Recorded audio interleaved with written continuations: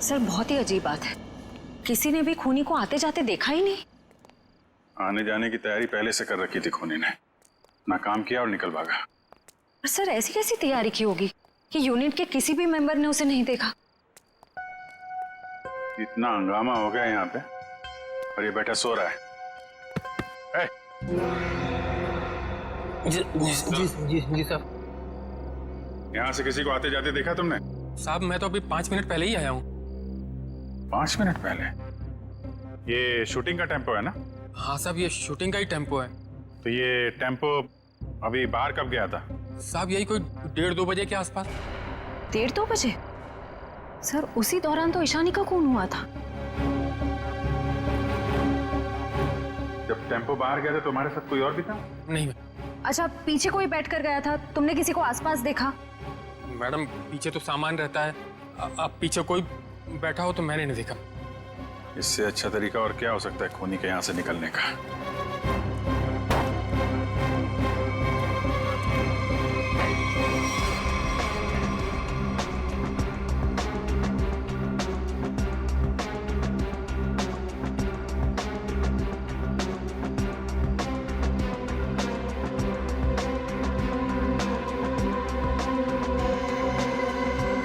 POP का टुकड़ा ये यहाँ क्या कर रहा है? शूटिंग में तो कहीं भी धूल मिट्टी थी नहीं। ये मिट्टी का टुकड़ा कहाँ से आया? साहब इसमें तो प्रॉपर्टी का सामान रहता है। प्रॉपर्टी के सामान और उसमें पीओपी का टुकड़ा, मतलब कोई और था यहाँ पे।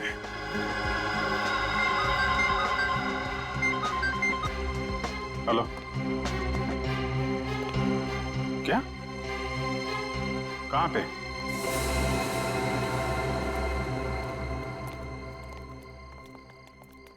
आपने फोन किया था? जी सर, मैं मानिक हूँ, इस दुकान का मालिक। ये मेरे वॉचमैन ने फोन किया था आपको। ये देखिए ना सर, यहाँ लाश है। दुकान खोलो जा। जी सर। तुम यहीं रुको। जी साहब।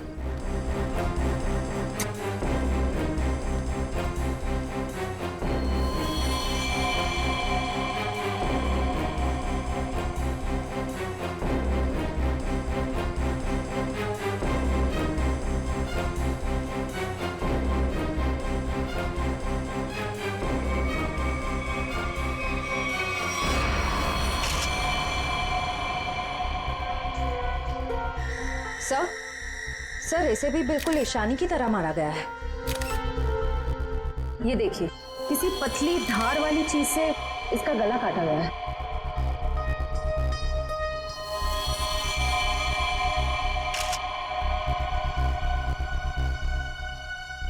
सर ये देखिए, इसका टॉप भी वैसे ही काटा गया है। इसका मेकअप निकालो, देखो कौन है ये। Yes sir. ये लाश दुकान में आई कैसे? सर मुझे नहीं मालूम। दुकान तो बंद थी ना, आपने ताला खोला है, तो ये क्या लाश अपने आप आ गई यहाँ पे? सर मैं क्या बताऊं, ये सब कैसे हुआ? ये लाल टोपी और इसके कपड़े भी मेरी दुकान के नहीं है, और मैं इस लड़की को तो पहली बार देख रहा हूँ। सर मेकअप निकल गया। ये तो समायरा है ना? इसकी भी मॉडलिंग वाली फोटो हमने देखी थी वहां पे। हाँ सर। ये दुकान की चाबी आपके अलावा किसके पास रहती है? मेरी पत्नी सोनाली के पास, लेकिन वो तो पटना गई हुई है। अच्छा,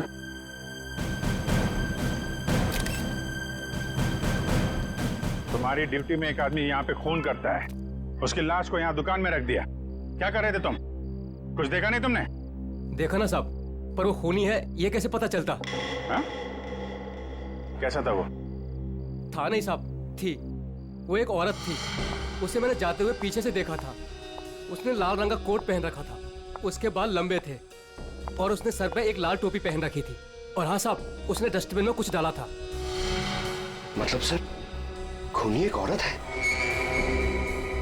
कहाँ है वो डस्टबिन जिसमें उसने कुछ डाला था? वो वहां।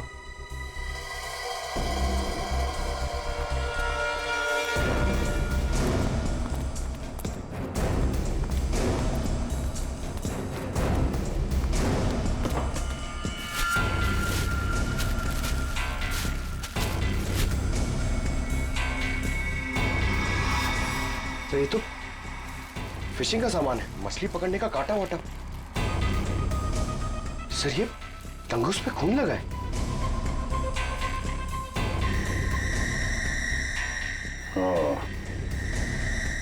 लगता है इसी का इस्तेमाल किया गया है खून करने में। भरे दिन के उजाले में शूटिंग पर कोई मेकअप रूम में घुसता है और ईशानी को मार डालता है, और तुम में से किसी ने कुछ भी नहीं देखा और ना कुछ सुना है? ये कैसे हो सकता है?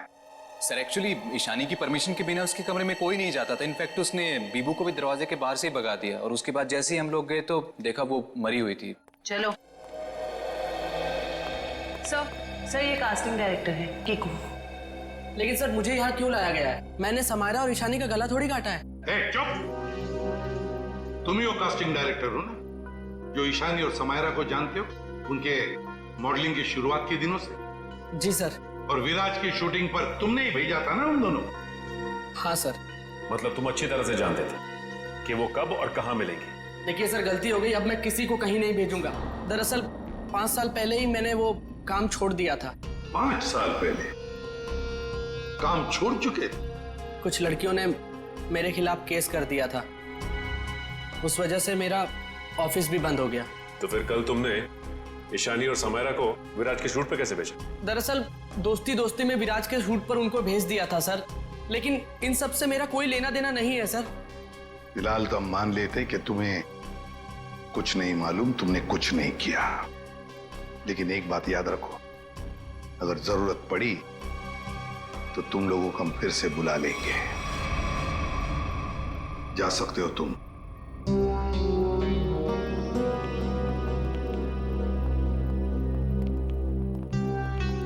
इन तीनों पे कड़ी नजर रखनी पड़ेगी।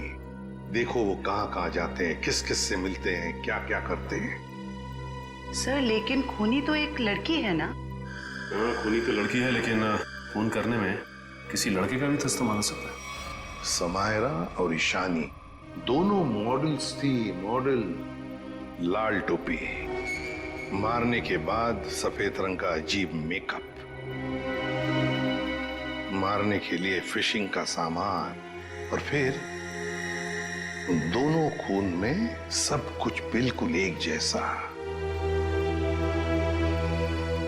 तो एक बात समझ में नहीं आई कि खूनी ने ये मछली पकड़ने का सामान क्यों इस्तेमाल किया खून करने के लिए? सर बहुत ही अजीब है ये खूनी, और एक ही दिन में 2 मॉडल्स को मार डाला इसने। पता लगाना पड़ेगा कि समायरा और ईशानी दोनों मॉडलिंग के अलावा और कुछ करते थे या मॉडलिंग करने से पहले क्या करती थी। कहीं दोनों के बीच में कोई संबंध तो नहीं था, पता लगाना पड़ेगा।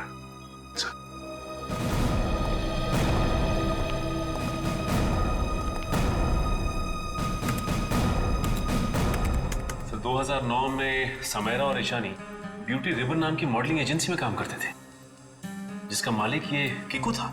Kiku, casting director Kiku. इस कीकू के बंद पड़े ऑफिस में जाना पड़ेगा, देखना होगा शायद इसके बाकी मॉडल्स की भी जान को खतरा हो, और ये भी हो सकता है कि हमें उस औरत के बारे में कोई सुराग मिल जाए।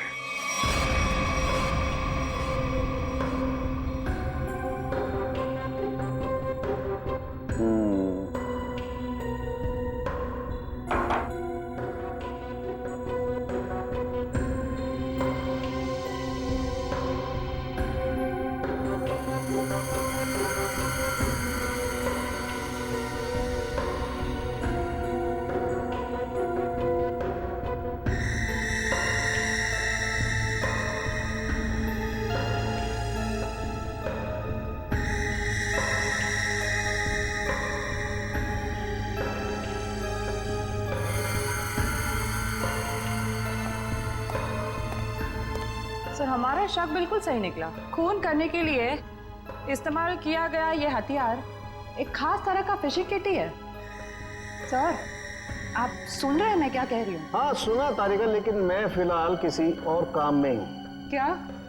खूनी का कद नापने में। अरे वाह सांगे, खूनी के कद का पता लगा लिया तूने? हाँ बस 1 मिनट से नहीं, ये दोनों के गर्दन का ये घाव देखो बस। ये घाव का निशान ऊपर की तरफ बना हुआ है, ना तो सीधा है ना नीचे की तरफ। मतलब खूनी ने तार से इन्हें ऊपर की तरफ खींचा। इसका मतलब साफ है, खूनी की ऊंचाई इन दोनों से ज्यादा थी। मतलब सर वो खूनी औरत इन दोनों से लंबी है? बिल्कुल पंकज, और लगभग 5 फीट 7 इंच थी। ये मेरी ट्रिग्नोमेट्रिक कैलकुलेशन मुझे बताती है, इंक्लूडिंग वो जो सैंडल उसने पहने हुए थे उनके। एक बार हाथ में आ जाए ना तो ऊंचाई भी नाप लेंगे। 5 फुट 7 इंच की लड़की जिसके लंबे और सीधे बाल हैं।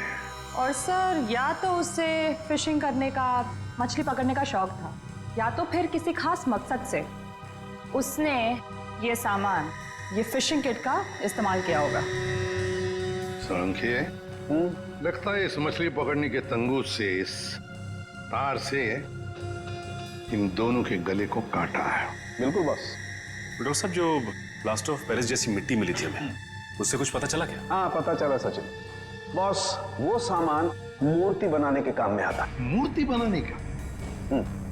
बॉस, टेस्ट चल रहे हैं, बाकी का भी पता चल जाएगा। तू कब बताएगा सोलंकी? बताऊंगा थोड़ी देर में, लेकिन एक खास बात और बताना चाहता हूँ। वो क्या है?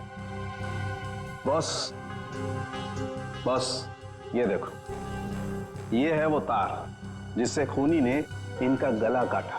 खूनी जब इनका गला काटने की कोशिश कर रहा था, इन लोगों ने अपने बचाव में हाथापाई की होगी। उसी झड़प के दौरान खूनी का पलक का एक बाल मुझे इस तार पर से मिला है।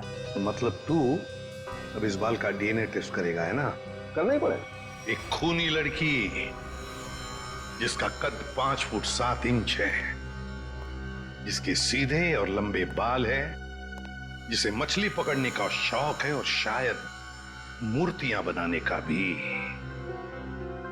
बस इतना भी काफी है हमारे लिए, इस लड़की को ढूंढने के लिए। और ये सोफा साफ करो इसे। पता नहीं ठीक से करो मेरी मेकअप। मेरा भी पफ दे दो, 2 घंटे से बैठी हूं मैं। दो शीशा। सर, एज पर रिक्वायरमेंट सब चीजें रेडी हैं, बस वो ईशानी मैडम आ जाए। मैडम आ जाए, पता नहीं कब आएगी। जाओ जाकर देख कर आओ। अरे सर, जब वो आएंगे हमें पता चल जाएगा सर। पता नहीं कब आएगी, सबकी बैंड बजी पड़ी और महारानी पता नहीं कहाँ रह गई है।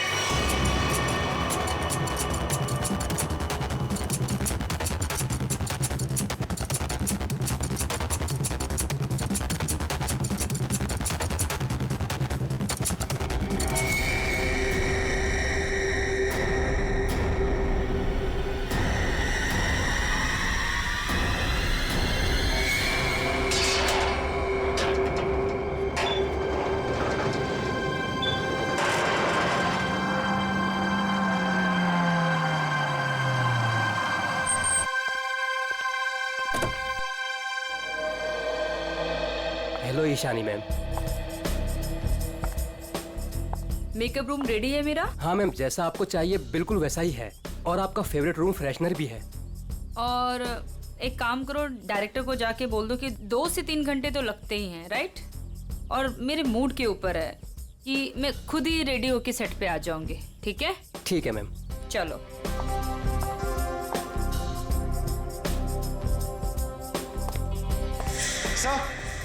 सर, ईशानी मैडम आ गए हैं। आ गई? बीबू जी, देख, महारानी के तैयार होते ही आज का पूरा शॉट उसको अच्छे से समझा देना। जी सर। ठीक है? मैं उसके नखरे नहीं झेल सकता। Yes sir. सर, अगर उसने मुझे थप्पड़ मार दिया तो खा लेना एक थप्पड़। स्पॉट, सुन, ईशानी मैम का जूस और लो कैलोरी दही जल्दी से लाना, नहीं तो वो शूट कैंसिल कर देगी। सुनो, क्या मतलब है ये सब का? तुम लोग इधर उधर भाग रहे हो जैसे कि पता नहीं कोई शेरनी आ गई है। जाओ जल्दी से जाकर ईशानी को रेडी करवाओ। अब भी मैं डायरेक्शन टीम को बोल के आती हूँ।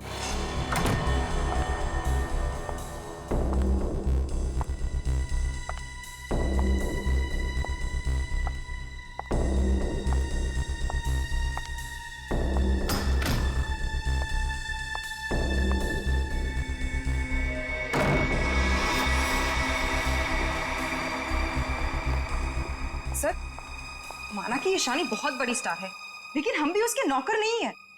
वही तो, सुबह के 9 बजे से हम रेडी होकर वेट कर रहे हैं और वो अभी तक नहीं आई। इतना वक्त हो गया, 3-4 बार टचअप हो चुका है। तो क्या करूं यार, एक तो विराट सर ने इस नकचड़ी को 1 साल का कॉन्ट्रैक्ट साइन करवा के मेरे सर पे दर्द करके रखा है और ऊपर से तुम लोग मेरे सर पर चढ़ रहे हो। प्लीज ट्राई टू कोऑपरेट यार। Cooperate my foot. मैं ईशानी के नखरे और बर्दाश्त नहीं कर सकती हूँ। मैं जा रही हूँ यहाँ से। मैं विराट सर के चेक्स वापस कर दूंगी, लेकिन मैं ऐसे काम नहीं कर सकती हूँ। बाय। अरे मैडम रुके, अरे सर आप ही रोके समायरा जी को। अगर आज शूट नहीं हुआ ना तो विराट सर सबकी छुट्टी कर देंगे सर। जाने दे उसको, एक ईशानी 100 सुमेरा के बराबर है।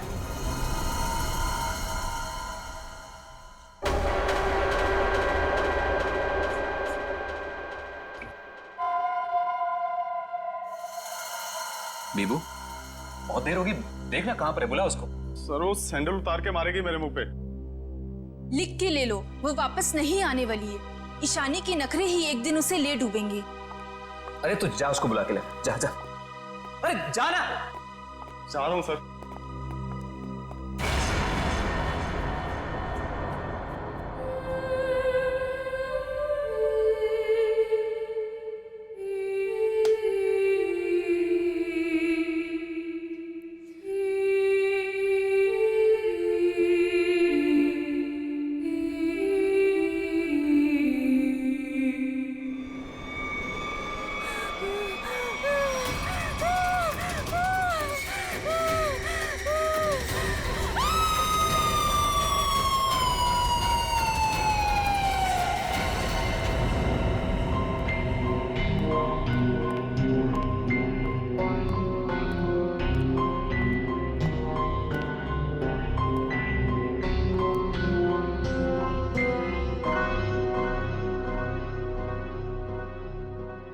मैम, मैम आप रेडी हैं तो मैं अंदर आ जाऊं? मैडम भाग जा यहाँ से, वरना तेरा पैर तोड़ दूंगी।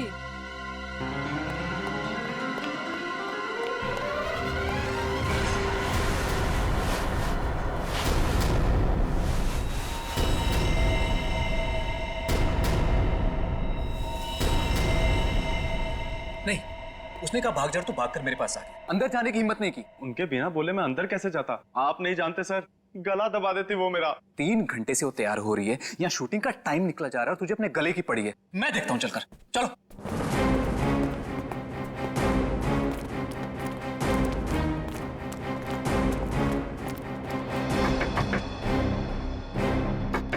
ईशानी। सर प्लीज, मैम गुस्से में लगती है, शूट छोड़कर चली जाएंगी। तो तुम्हें कह रहा हूं चुप रहो। ईशानी दरवाजा खोलिए, अभी सब नहीं चलेगा, प्लीज दरवाजा खोलिए।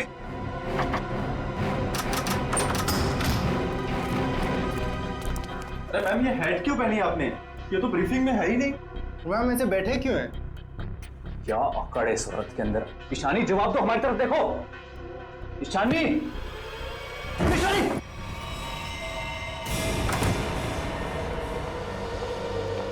कभी काम नहीं करूंगी मैं उस नकचढ़ ईशानी के साथ। मैं भी किसी से कम नहीं हूँ। अरे इतना टेंशन क्यों ले रही हो तुम देखना, मैं तुम्हें इससे बड़ा काम दिलाऊंगा। मैं अभी मम्मी को फोन करके बता देती हूँ कि आज मैं लेट आऊंगी। ठीक है, तुम मम्मी को फोन कर लो, हम तुम्हारा अंदर इंतजार करते हैं। ठीक है, मैं अभी आती हूँ। ठीक है।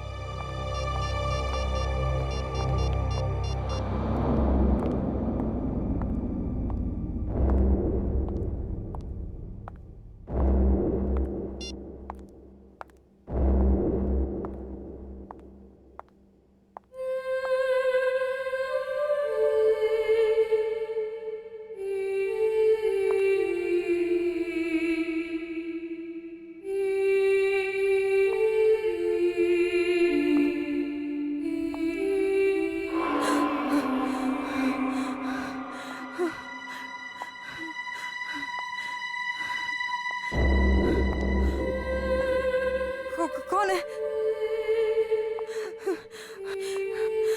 सामने आओ। ये हैट, ये यहाँ कैसे?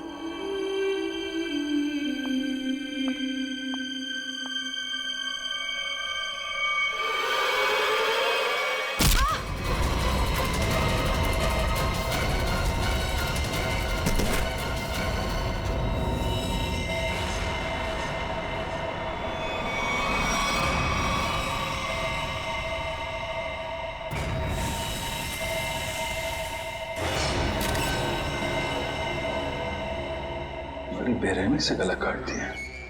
हाँ सर, ये अजीबोगरीब मेकअप और ये लाल रंग की हैट भी रखी। मारने के बाद इतना मेकअप करता है कातिल, ये लाल रंग का हैट, बड़ा अजीब केस है ये। सर ये मेकअप और सारा कुछ उस कातिल ने ही किया है। अच्छा, आखिरी बार कौन आया था ईशानी से मिलने? मैं गया था सर वहां पे, लेकिन उन्होंने अंदर से ही बोल दिया कि भाग जाओ वरना तुम्हारी टांगे तोड़ देंगे। टांगे तोड़ दूंगी? क्यों? सर एक्चुअली ईशानी अपनी मर्जी की मालकिन थी और वो अपनी मर्जी से ही शूटिंग पर आती थी। अगर गलती से भी उसको किसी ने कुछ बोल दिया तो कभी भी शूटिंग छोड़कर चली जाती थी। सर इसका मतलब काफी लोग होंगे जो ईशानी को नापसंद करते होंगे। ईशानी? क्या हो गया ईशानी को? किसने किया ये सब? आप कौन है आप? जी ये जो एड शूट हो रही थी ये मेरी एड है, मैं मालिक हूँ इस कंपनी का। ठीक है, इधर आइए थोड़ा। अच्छा बीबू, तुम वापस कितनी देर बाद आए थे प्रीतम और लोगों के साथ? सिर्फ कुछ सेकंड्स में, अगर कहें ज्यादा से ज्यादा बस 1 मिनट। 1 मिनट में? 1 मिनट में इतना सब कुछ किया? सर सर 1 सेकेंड, यहां पे एक फिंगरप्रिंट मिला है और बाकी सब कपड़े ठीक है, मगर बस ये तो देखिए सर, ऐसा लग रहा है किसी ने कैंची से काटा है सर।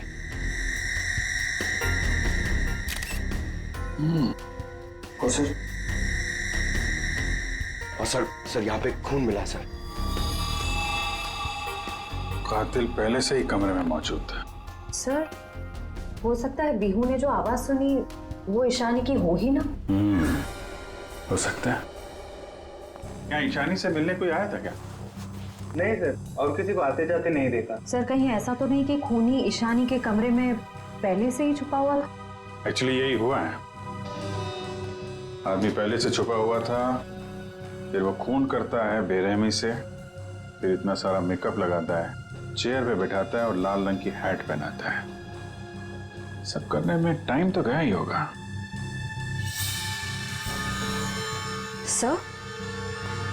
सर ये देखिए, ईशानी का टॉप भी कटा हुआ है। इसे भी काटा गया है? उधर भी कपड़े कटे हैं, इसका टॉप कटा है। लगता है ये जानबूझ के किया गया है।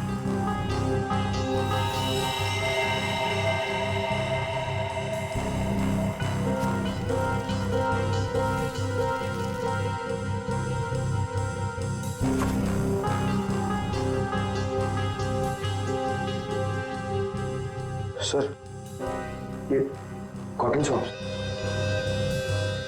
लगता है मेकअप करने में इस्तेमाल किया गया है। वंश, ये सारी चीजें और बॉडी को फोरेंसिक लैब भेजो, तब तक हम लोग जरा बाहर देखते हैं। मछली पकड़ने का खास सामान लेके चलती है तो समंदर के किसी किनारे में कुछ तो पता चलेगा ही उसके बारे में। पर सर हमें सिर्फ उसकी ऊंचाई, उसके काले सीधे बाल और उस टोपी के बारे में पता है। सिर्फ इतनी इंफॉर्मेशन के बलबूते पर उस तक पहुंचना थोड़ा मुश्किल लगता है सर। कोशिश तो करनी पड़ेगी श्रेया, अपने आप तो चल के आएगी नहीं हमारे पास है। हाँ वंश, इन्हें बता दिया ना हमें किस लड़की की तलाश है? जी सर। हाँ तो क्या जानते हैं उस लड़की के बारे में आप?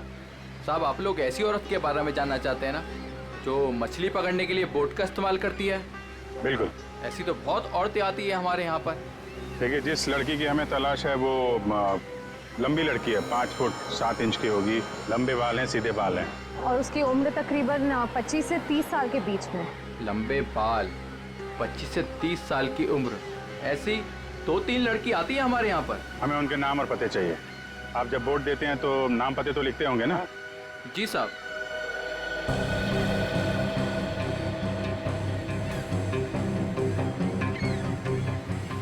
ये तीनों लड़कियां आती हैं 5-6 महीने से हमारे यहाँ पर अपने कुछ दोस्तों के साथ।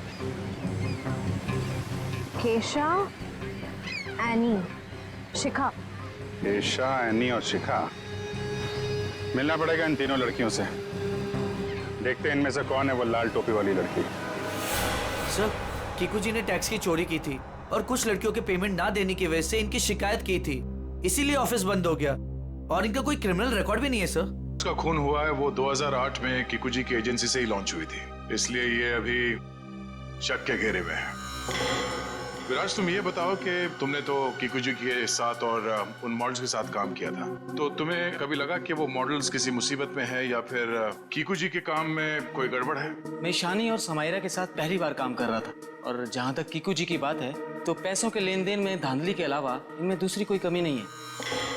सर, इन तीनों मॉडल्स के कद, रंग और बाल खूनी से कुछ हद तक मिलते जुलते हैं।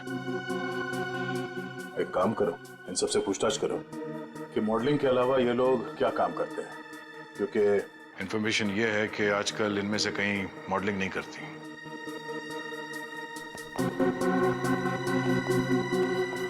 एनी, 2012 में आप मॉडलिंग छूट चुकी थी। हाँ, अब आप क्या करती हैं? अभी मैं एक फिशरी स्टोर चलाती हूँ। शिखा, राइट? जी।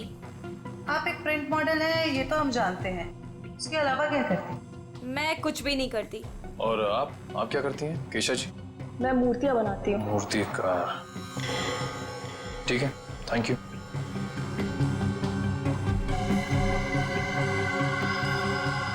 तो बिल्कुल खूनी की प्रोफाइल जैसा है। कंपनी का नाम रेड इंक। मेरा शक सही है, इस एजेंसी के मॉडल्स का ही कुछ राज है। सर, एनी, केशा और डॉली, उन तीनों के प्रोफाइल्स कुछ उन्हीं से मिलते जुलते हैं। सर, इनका संबंध मूर्तियां बनाने और फिशिंग से भी है। तो इनका प्रोफाइल पेशा दोनों शक के दायरे में है। एक काम करो, इन तीनों को ब्यूरो लेके चलो।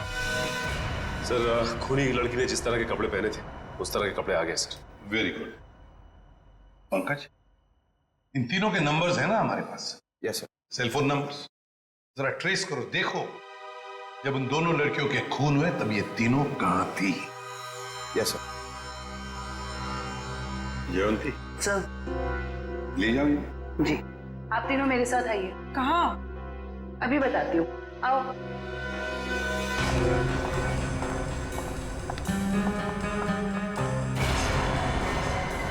अरे साहब, ये तो वही कपड़े और टोपी है जो मैंने उस रात उस औरत को पहने हुए देखा था। तो फिर अब जरा ध्यान से देखो इसे। क्या ये वही लड़की है, वही औरत है जो उस रात खून कर रही थी? सर, मैंने उस औरत का चेहरा सामने से नहीं देखा था, उसे जाते हुए मैंने पीछे से देखा था। जाते हुए देखा? जी सर। ठीक है, केशा जरा वहां तक चल के दिखाओ। सर, ये कैसी जांच है आपकी? जितना कहा है उतना ही करो।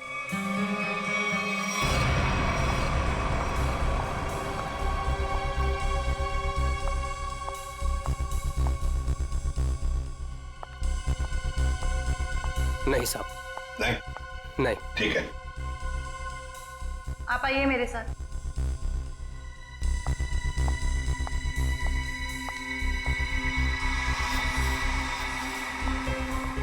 रुको, वहां तक वॉक करके आओ।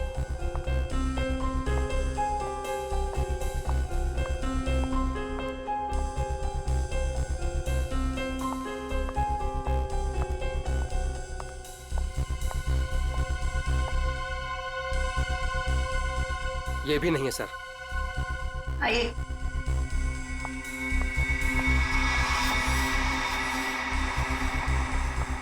सर, इन्हें तो कपड़े काफी अच्छी तरह से फिट हो रहे हैं। हाँ, दिख रहा है। अब ऐनी जी जरा चल के भी दिखाइए।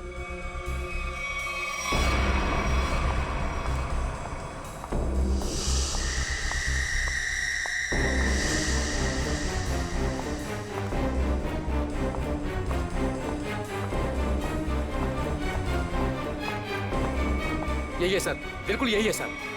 क्या बक रहे हो?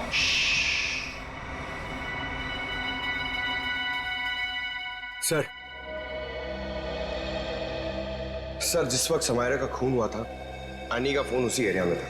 सुना है नहीं?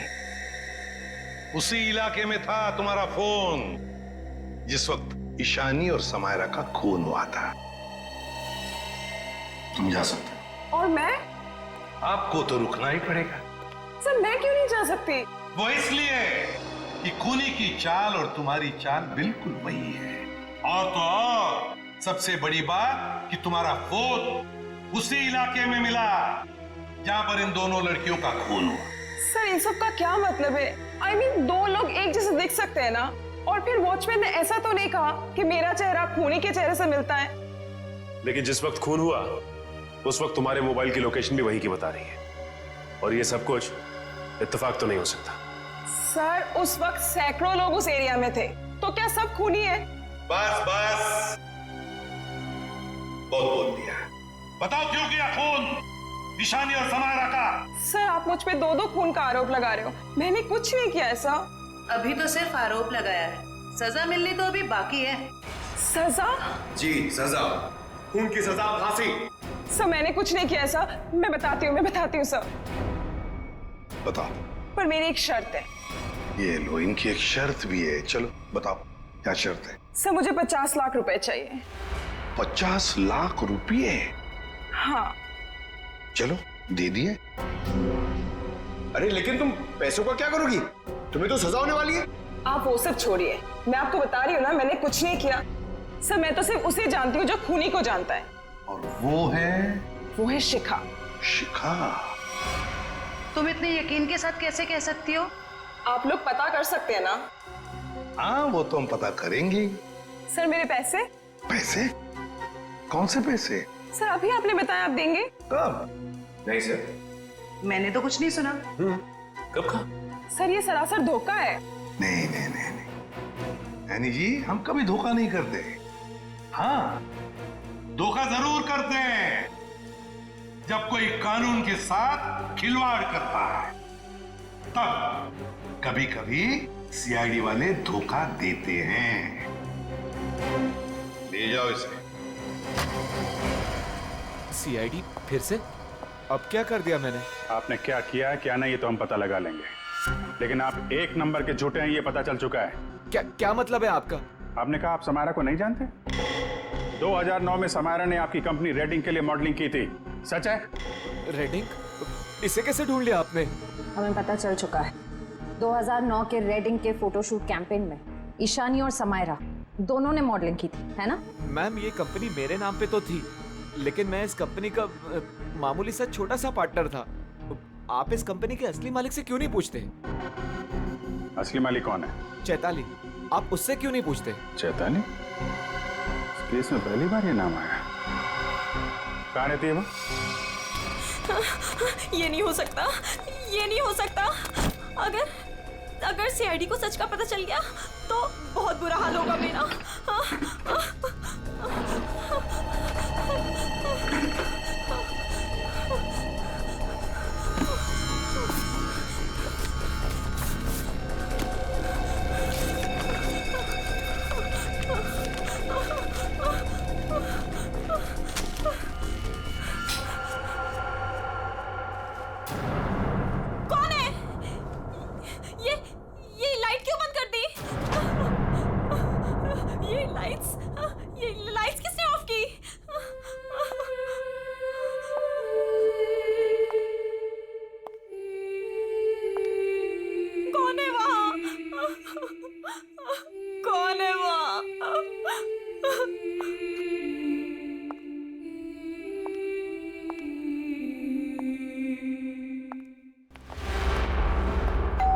ये शिखा सच्चाई बता क्यों नहीं देती?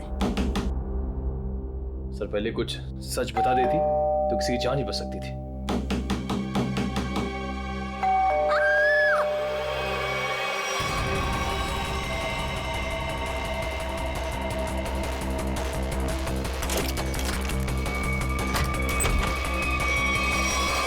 शिखा, शिखा, शिखा,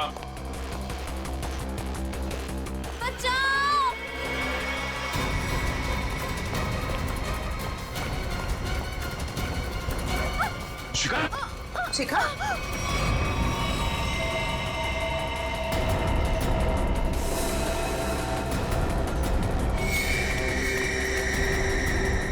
नस कटी नहीं है। इशिता जल्दी एम्बुलेंस को बुलाओ, जल्दी। भाग गई, कोई बात नहीं, बच के जाएगी कहाँ? सर को जलाने की कोशिश भी की गई है। Oh no. शिखा,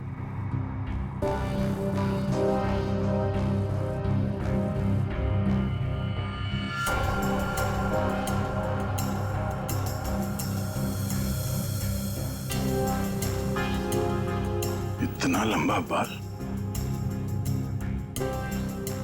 शिखा का तो नहीं हो सकता। तो भागते भागते बाल छोड़ गई। देखते हैं कहां तक भागती है ये। आइए सर। सर मैं यहाँ तब से नहीं आया जब से मेरी और चैताली की हिस्सेदारी वाली कंपनी बंद हुई है। पता नहीं है वो कहाँ है। घर की अच्छी तरह से तलाशी लो, देखो क्या मिलता है।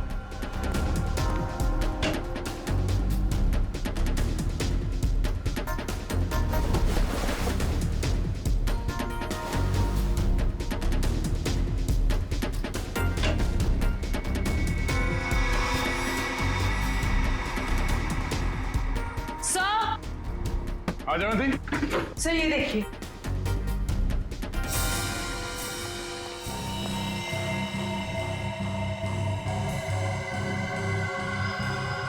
ये तो उस खूनी का पहना हुआ है। सर इस बंद पड़े घर में यहाँ कैसे आ गया?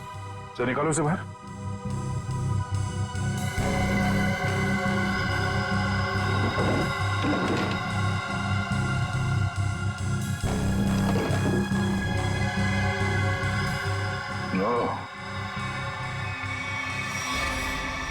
ये चक्कर है। सड़के शिखा के घर की खिड़की से हमें एक बाल मिला, जरा मैच करके देख पलक के बाल से। ये रहा वो बाल सर, उस खूनी लड़की का बाल। बॉस ये बाल हमारे किसी काम का नहीं, बेकार सबूत है। क्या मतलब? मतलब ये बॉस के खूनी के पलक का डीएनए रिपोर्ट आ चुका है। तो खूनी कोई लड़की नहीं, खूनी एक आदमी है। एक आदमी है जिसकी उम्र 40 से 45 साल। ये टोपी, लंबे बाल, सैंडल, ये सब धोखा है।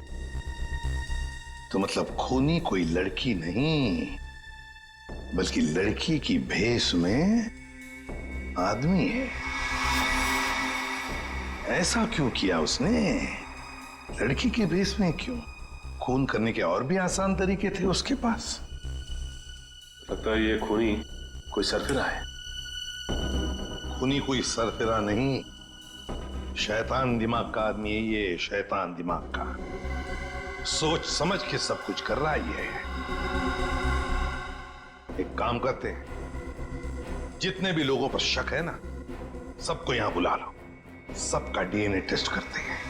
आप बताते क्यों नहीं कि हम सब लोगों को यहाँ पर क्यों लेकर आए हैं? ऐसी जगह लाए कि हमारा कोई टेस्ट होने वाला है। और आप लोगों को हम सब पे शक है कि हमने खून किया है। लगता है हम सब बिना जुर्म के सजा भुगतने वाले हैं। बस बहुत हो गया। खूनी को ढूंढने का हमारे पास यही एक रास्ता है। और वैसे खूनी का बहुत ही खास सुराग मिला है हमें। डॉक्टर साहब बिल्कुल ठीक है। दरअसल क्या है, खूनी चाहे कितना भी होशियार हो, कितना भी चालबाज हो, कोई ना कोई क्लू हम लोगों के लिए छोड़ जाता है। और इस बार भी खूनी एक क्लू छोड़ गया है, और वो क्लू है पलक का एक बाल। देखिए मैं ऑडिशंस लेता हूँ, लड़कियाँ सजती हैं, संवरती हैं, अपनी पलकों को भी सजाती हैं, तो इन सब से हमारा क्या लेना देना? तुम्हें बड़ा यकीन है कि खूनी एक लड़की ही है? सबको मालूम है कि लंबे बालों वाली लड़की सबको मारती फिर रही है। और आप? लेकिन हमें जांच तो पूरी करनी पड़ेगी ना। सर हमें करना क्या पड़ेगा सर? ज्यादा कुछ नहीं, आप में से हर किसी को अपने पलक का एक बाल देना होगा, और जिसका डीएनए हम उस खूनी के डीएनए से मैच करके देखेंगे। और वैसे भी जब आप लोगों ने कुछ किया ही नहीं है तो डरने की तो कोई बात ही नहीं है। जवंती देखिए, आ जाओ। चलो जाओ।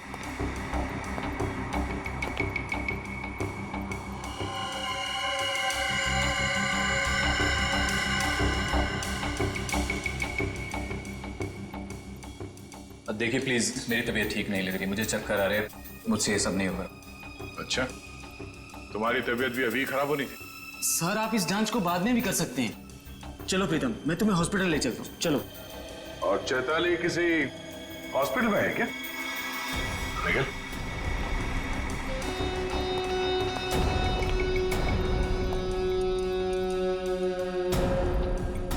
सही कह रहा हूं ना मैं? मिस्टर विराज या फिर चैताली का पति कहना बेहतर होगा।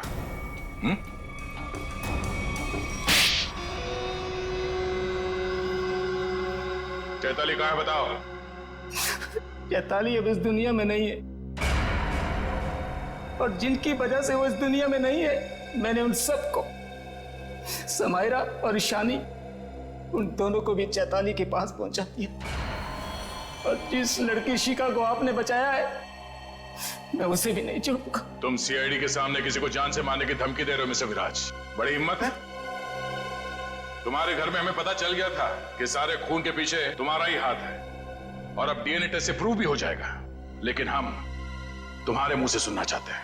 मैं तो अपनी बीवी को इंसाफ दिलाना चाहता था।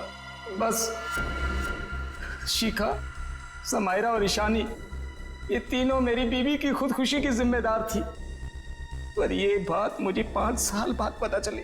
इतने सालों बाद तुम्हें कैसे पता चला कि ये तीनों तुम्हारी बीवी के मौत के जिम्मेदार है? ये 2009 की बात है। चैताली ने द रेड इंक कंपनी में पैसा लगाया था, और ये तीनों लड़कियां उसके बराबर की पार्टनर थी। माणिक तो बस नाम का पार्टनर था इनके बीच। मैं उस वक्त यूके में था और इन तीनों लड़कियों को जानता भी नहीं था। लेकिन जब इनकी कंपनी नुकसान में चली गई, तो इन तीनों ने मेरी बीवी को कर्जे और बकायेदारों से लड़ने के लिए अकेला छोड़ दिया और उसे मरने पर मजबूर किया। और जब तक मैं उसके पास पहुंचता, उसने फांसी लगाकर खुदकुशी कर ली। मैंने एक औरत का वेश बनाया और अपना बदला लेना शुरू किया, ताकि आप लोग ये सोचते रह जाएं कि खूनी एक औरत थी। शिखा के घर जो जलाया था वो एक सबूत था, उसको मुझ पे शक हो गया था। माना कि उन तीनों की वजह से तुम्हारी बीवी अब इस दुनिया में नहीं रही। तुम कानून की मदद ले सकते थे, लेकिन तुमने ऐसा नहीं किया। अपनी बीवी की मौत का बदला लेने के लिए तुम खून करने लगे। अब तुम्हें फांसी से कोई नहीं बचा सकता।